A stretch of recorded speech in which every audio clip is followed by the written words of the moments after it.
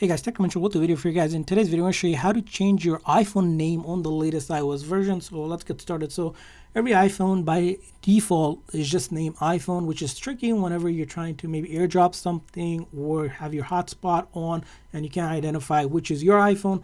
But don't worry, you can change it really easily by going into your setting of your iPhone. And then you can go to General and then click on About here.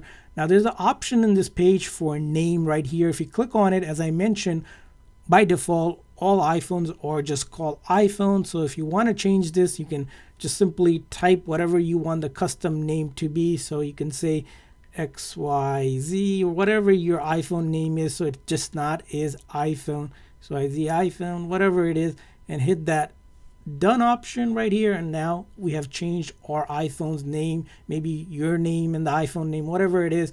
And each time now we AirDrop or if we connect using Bluetooth or hotspot, the name of your iPhone has now changed because this is where it indicates what the name of your iPhone is.